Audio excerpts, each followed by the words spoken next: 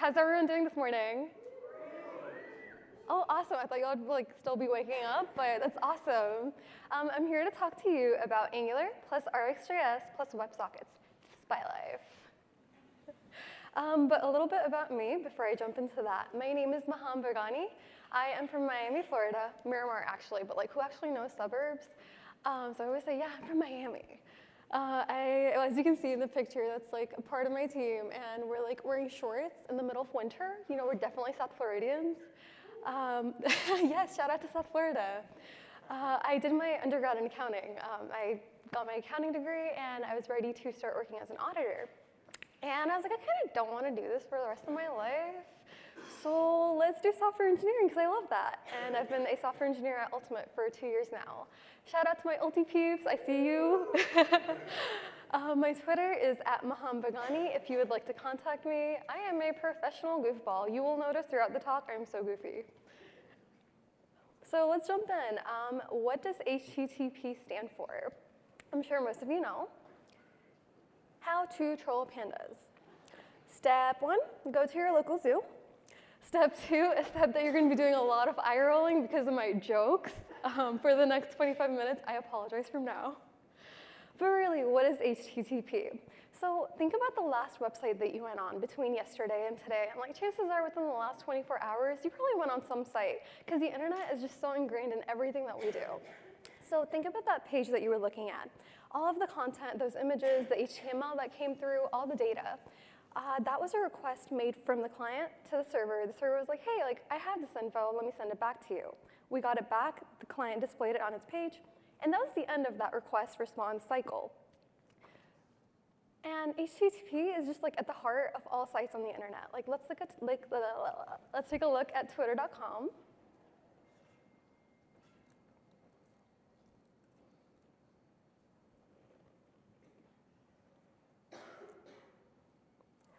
I don't know how that's happening. It's just zooming it into my handle. It's not like y'all want to go on there and follow me or anything. Like, oh my God, I don't know how that happened. Technical difficulties. But let's take a look at this request over here, if this guy would zoom out. So we notice that it's a secure HTTP request. It was successful. And we're able to see the response that came back. And I want y'all to take a look at this little layout right here for the timing.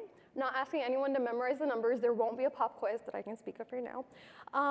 But just that I would ask you to remember the numbers. I would not be able to remember them. I see you taking a picture. That is not, oh, okay, you can do that. That's cool too. So just like keep this in mind. We're going to come back to this.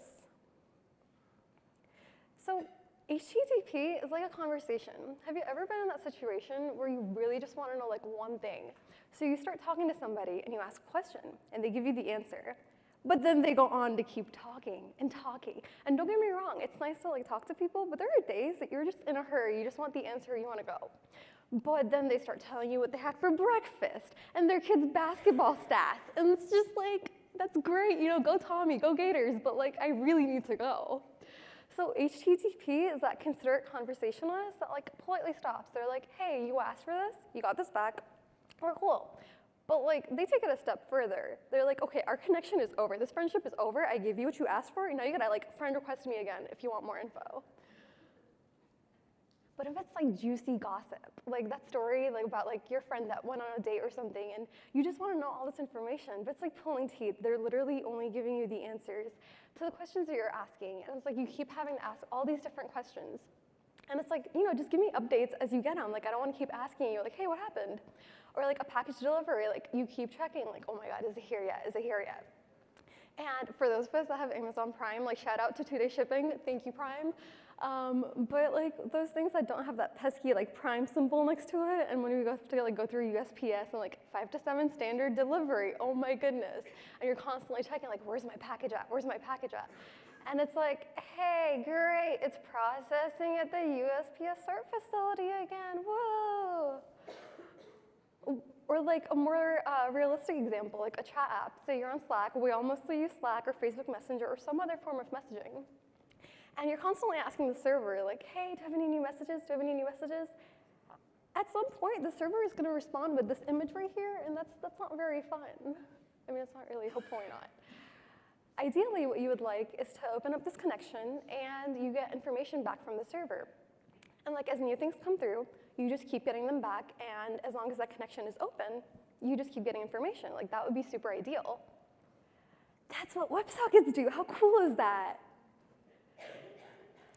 So the flow of it is, yes, I'm a major Harry Potter geek. Like I love Harry Potter.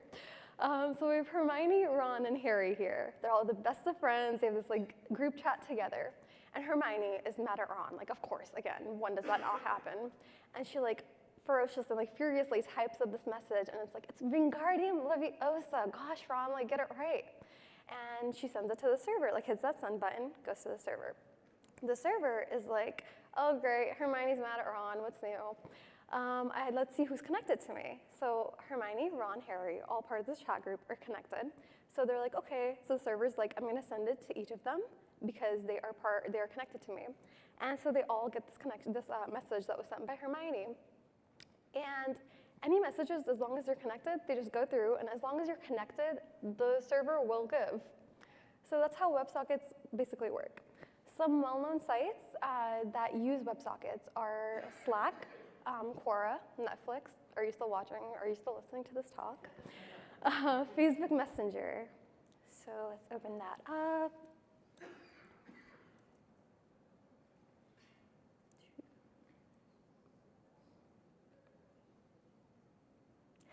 So what y'all are seeing here is a super secret conversation with me and my best friend, the CNN bot. So you'll notice when we were looking at those other requests, there was a whole bunch of them. Whereas this, like, we just see one request that went through. And when done right, WebSockets should really only send that one request, and you only have like this one set of headers to deal with, which is pretty cool because that's less overhead for us to worry about. So you'll notice the request URL is a secure WebSocket request. Switching protocols, that's because going from HTTP to WebSockets is an upgrade. And because there's only this one request that goes through, all of this data comes through and goes through via frames. So if I'm like, hey, best friend, give me a daily update, you'll notice this frame went out, and the information that came back to me was in the form of a frame. Now, if y'all remember, I asked you to remember the timing frame.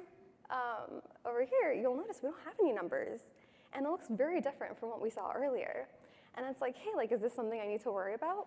But no, when done right, it should be that way because that connection should remain as long as CNN is willing to talk to me and be my friend. So that open connection should remain, and as I send stuff, it should go through via frames. Any responses should come through via frames as long as that connection is open. So going back. But there's more to it than just chat applications, which is the basis of this talk. Oh my gosh, logging. Logging user interactions. The presence of big players like Panda and Google Analytics and their success shows us just how great and how important logging user interactions is. But just going into some of the benefits of logging, just feature planning. So when it comes to products and feature planning and like the work that we're going to work on in our sprints and such, there's usually this push to add new features.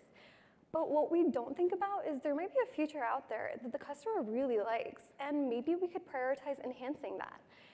And if we're able to see like, hey, the customer's really enjoying this, this isn't to say that this should be the basis of your decision. It should be more so a conversation starter.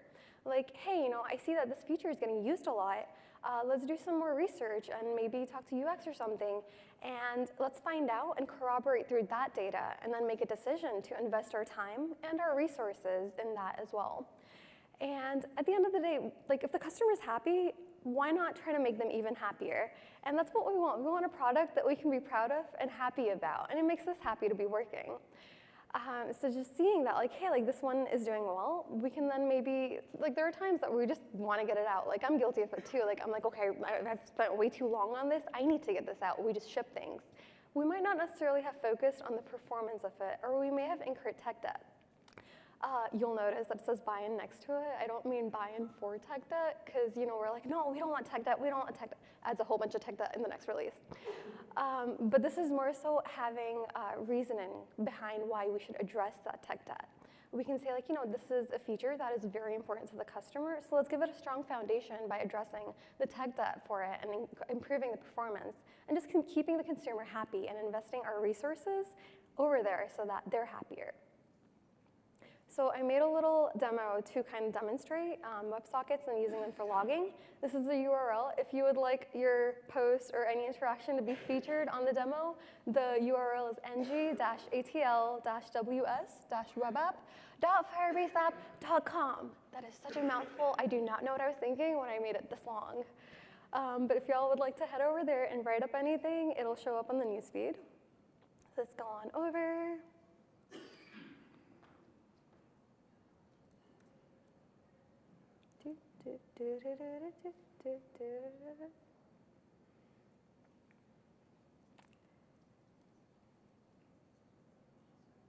So as soon as the page does decide to load, you'll notice that it'll populate a WebSocket connection here. We're almost there, I promise, we're almost there.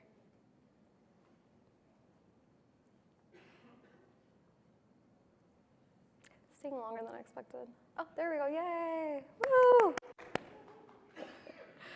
So you'll notice it's a secure WebSocket connection, switched protocols, and the frame that came through was, oh, hey, oh, I'm vegetarian, so I mean, but we're open-minded. We appreciate, yes, you can think bacon is good. Go for it, good for you. I will like your post too. But you'll notice the first thing that came through were these initial stats. And so the thing with that is like, so I obviously connected after somebody else. So people had, thank you, bacon is bad, yes. I mean, it's not, we're open-minded, Yes, cauliflower, man, y'all are the best. So the thing is like, I'm gonna stop being distracted by the messages. So the thing is, I connected after somebody else and they had already sent up this post. But I didn't wanna like miss out, because fear of missing out, who wants FOMO? No. I wanted to see what was already there, so I chose to send those initial stats through. And then as people are sending these things through, they're coming up here, and they're being logged as whichever type that you dictate. So like if I come over here and I start, writing up a tweet, and not tweet, message, and I'm like, hey, and actually I decide to hit the clear button. So you might say like, hey, you didn't submit the post. I don't really care about the clear button being pressed. But you'll notice the theme of this is control. You're in control of the data. I want to know the amount of times that a user interacts with that clear button and like how much that feature is used. But you might not really care, and you just might be like, hey, I want a flag on the post. If they use it, cool. If they don't, I don't really care. At the end of the day, you're in control of how that works. So you can notice there's just these frames coming through. You're in charge of the data that goes through in these. And yeah, it's pretty cool. So the way that I accomplished it, so on the client end, on the Angular end, I imported a WebSocket subject and WebSocket, declared socket observable of type WebSocket subject, instantiated it with the path to the server, the WebSocket server that I was using, and I subscribed to it. So this takes 3 handlers. The first one is how you want that message that comes through to be processed. And this message is, I guess, a bit of a misnomer in my scenario because it's not necessarily the post messages that are coming through. It's any interaction with the client to the server that constitutes a message. And then I'm using a helper method to be like, hey, with this message, this is what I want to do. If there's any errors, just for the sake of this demo, I'm just like, hey, if I disconnect, just retry, please, so that I'm not messing up here. And then when we're done, I'm just having it logged to the console. And on submit, I'm sending through this .socket. So the magic line is this.socket.next. And that's basically all you need to be able to send through to the server that you're connected to. And it'll then handle and deliver out whatever you need. And I'm controlling what I'm sending through. But you can send as little or as much data as you want, because you're the one that's empowered to make those decisions based off the data that you receive. And it's crazy and it's great how simple it is. Like you can have all of this business logic going on for your particular method or handler. And all you literally have to do is just add that this.socket.next, and you have that logging information with it too. So the server implementation is up to you. The way I chose to do it was have a simple Express server. I used the WS library, And what I'm doing is on connection, what I had said earlier, like I don't want that when I connect, I only see the things that get through after my connection. I want what's already there. So what I'm saying is like whenever a client, whoever connects, they're able to see that initial stats and like messages that are already there. And then on message, and again I said like message is just any communication between the client and the server, not necessarily just those post messages, just even like counts and just any communication. What I'm doing is I'm just like on any of those messages, use this classified, like this helper method to classify it and then just send it out to everyone that's connected. Just a little side note, never use temp or any other such variables because then they'll show up on talks and you'll forget to take them out. And we can revisit the demo to see if there were any other interactions. And so like you'll notice, oh hey, we got one donation. Hopefully it was an actual donation. And like you'll notice like this random avatar has very few like interactions. So it might not necessarily be that users don't really like this feature. It's like, hey, this is stupid, I don't want it. Oh, I just want, hey, thank you. Or it just might be that like the UX for it might not be that great. Like honestly, I wouldn't really, if I didn't create the button, I really wouldn't know what it's doing. So like just to demonstrate what it does is you hit this, and what it does, it changes up your avatar. But like the UX of it could have been way better. And that's just to prove that like your stats should help you realize like, see, now that I've explained it or improved the UX of it, it's getting more love. So it should be a conversation starter based on the stats, and I think it's pretty cool just being able to use user data or logging data. So RxJS WebSocket subjects are awesome. You're able to log using custom events, clicks, literally anything, because you're in charge. It's a simple in-house approach, and you're in control. The visual aspect and what you're seeing. So like the clear button, right? Like I wanted all this data about it, but you may be like, I really don't care about her obsession with this clear button. So you can control what data comes through. I wanted to like experiment with that library with the charts. So I decided to show it with like a bar chart and a pie chart. You may want to see it a different way. So you're in control. And this last point is kind of important to me because in this day and age with all these hacks and like security breaches and all these things going on, it's so important for our data to be secure. And this is as secure as you're able to make it. So because between the client and the server, it stays with you the entire time. So the data is as secure as you are able to make it secure. And the very minimal additional setup, like that socket.next that I showed, like you could have all this business logic, all these crazy complex algorithms running with it. You literally just have to add that socket.next and send as little or as much as you would like. Previously, there was some hesitation in using WebSockets because of browser support. What the screen is basically showing is that like there's browser support for most current browsers, except for Opera Mini. Hopefully, we'll get there with Opera Mini. But it's good news for us that it's supported by so many WebSockets or so many browsers to look at. But what I was going to discuss next are alternatives to WebSockets. So one thing is polling. Polling is basically when you kind of like pull the server at like every interval that you specify. So you'd be like every 5 seconds, 10 seconds, whenever you want to receive data. And a pro to that is like, say you don't want to be overwhelmed by all this data. Like y'all ever have that friend that just like constantly talks at you like every time they feel like it, and you're just like, I need a break from you. So you put your phone on Do Not Disturb, and then like you check it every so often, and you only get data when you want it. So polling's cool with that. Like you're able to get it whenever, every so often that you want. And then there's also long polling, where what you do is like you send a request to the server, and you're kind of like faking WebSockets. And it's like, hey, like keep that connection with me open until you have data to send back to me. And then, or if that request times out. So whenever that is finished, we can then be like, hey, like let's open another long poll to the server. And it's kind of like faking WebSockets in that way. But there's pros and cons to both approaches. There's like one of the pros is they're both better for compatibility with existing API endpoints using HTTP requests. With WebSockets, there's a bit of rework because your backend is very used to like receiving those like get, post, put, delete requests, CRUD operations, and like it's a bit of a refactoring that you'd have to do to make it compatible with WebSockets. But if you're looking for bidirectional communication technology for web apps, WebSockets are pretty great. But they're definitely not a replacement. HTTP is super great, like we talked about earlier.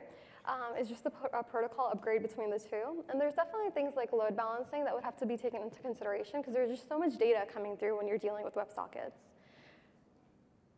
And I'm not here to market about WebSocket subjects. Trust me, I don't get a commission. But what I'm here to say is like there's all these other great tools out there too, like Pendo, Google Analytics, Firebase, and you can use them in conjunction with WebSockets to get all this great data and just be empowered and be in control and just live in harmony with all this and just enjoy WebSockets. So the next slide actually says thank you with a whole bunch of smiley faces, so thank you.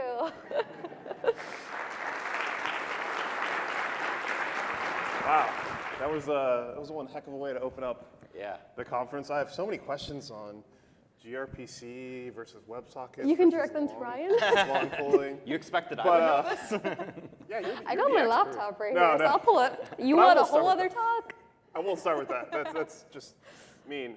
But what I really want to know is, you have an accounting degree, right? I do, yes. Will you do my taxes this year? Like, they're so complicated with the tax law. Yes, I will keep the tax refund though.